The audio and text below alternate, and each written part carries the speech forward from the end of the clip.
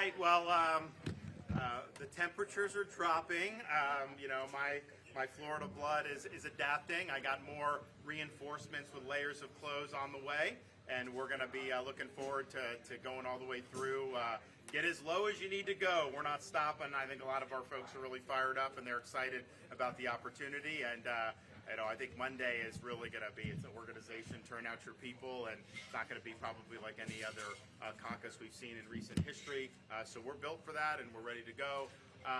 You know, I did see, I've pointed out, you know, Donald Trump doing that town hall. He could have debated. Of course, he doesn't. Very favorable treatment, of course, on that. I think that's been par for the course. Trying to distance himself from Dr. Fauci, blaming me for Fauci as the governor of Florida. I had nothing to do. He put him in charge, followed him. They ran ads saying that that he had followed Fauci on everything. Of course, didn't fire him even from the task force all the way his last day in office. Trying to rewrite history. People are not buying that. I think he loses credibility when he does that. The other thing is obviously, you know, Nikki Haley had a rough night last night.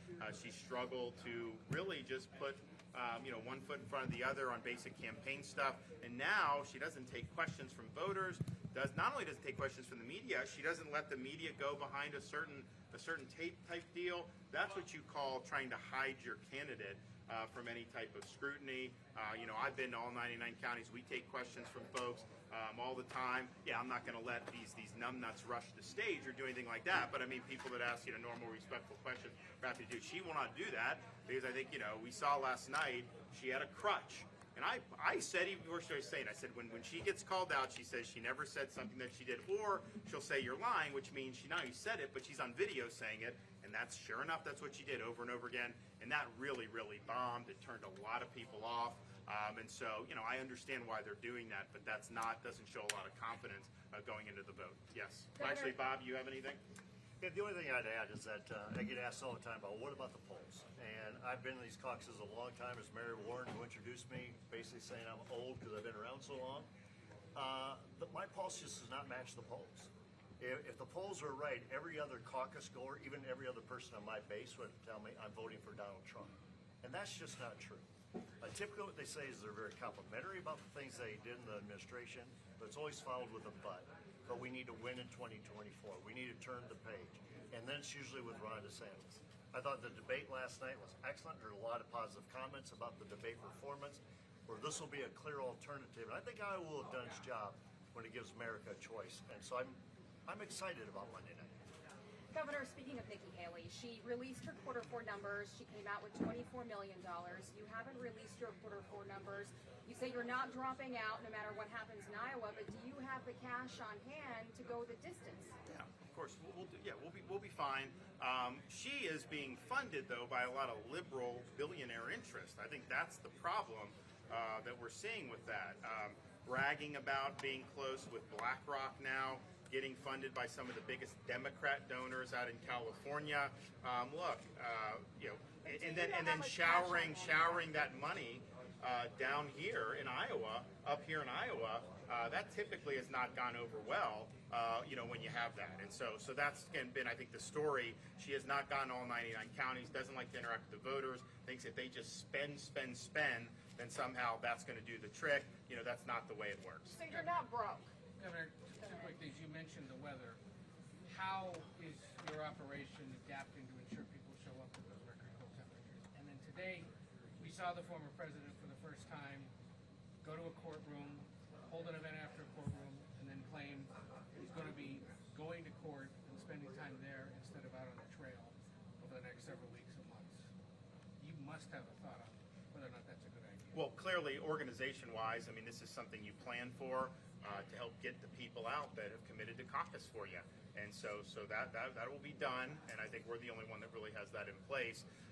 In terms of Donald Trump, and I made this point at the debate last night, because, you know, there was the media was talking about his attorney and that exchange with the D.C. Circuit about SEAL Team 6 and everything, and I just think that is indicated he's going to lose in the D.C. Circuit. Whatever your underlying view on the scope of this immunity, I don't think it's been resolved. Clearly, those judges are going to rule against him.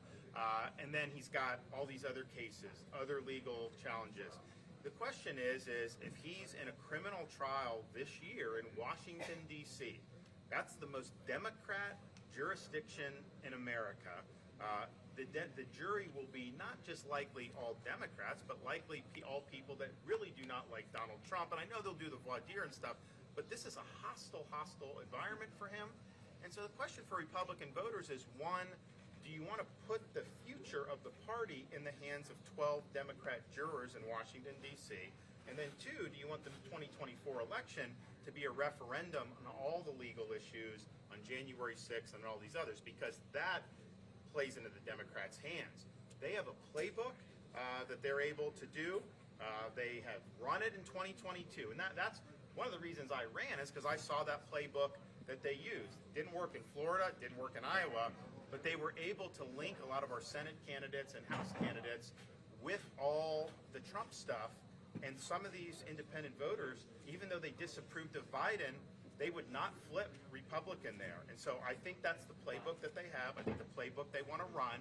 And especially when you have a president now, the incumbent president, that's not popular, that people have serious questions about, don't like his policies, that's really their way to be able to win the election. So why would we give them the ability to frame the election on that? I want to frame the issue about the people's issues.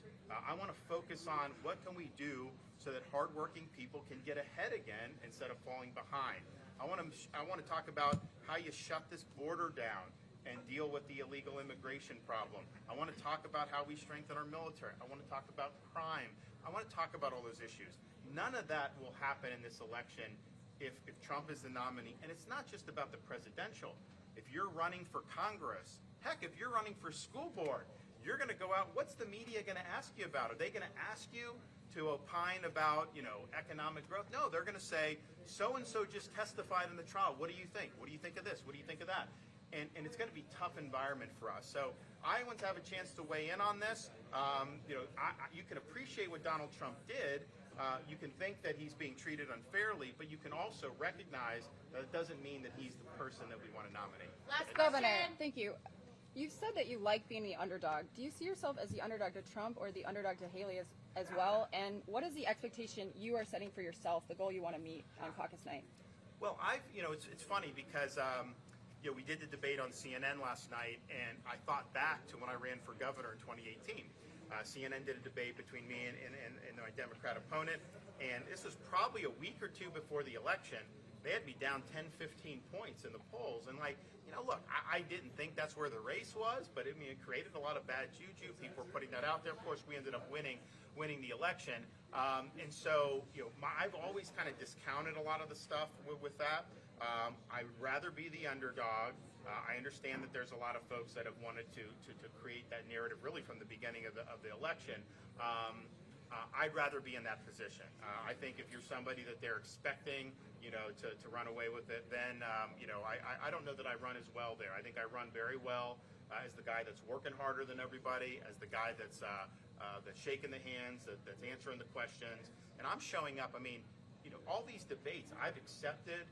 I've accepted opportunities. People said they will invite Trump. I've accepted. I don't mind. I do mind. I think he needs to debate. But if he's not going to debate, he's going to do this town hall, and then he's going to try to blame me for Fauci. Wait a minute. You should be on the stage doing that. Let's see how that goes in the back and forth. You want to start talking about you're not responsible for Fauci, but he doesn't want to do that because he knows that we would have the ammunition on that. So I like being where we are. I think our supporters.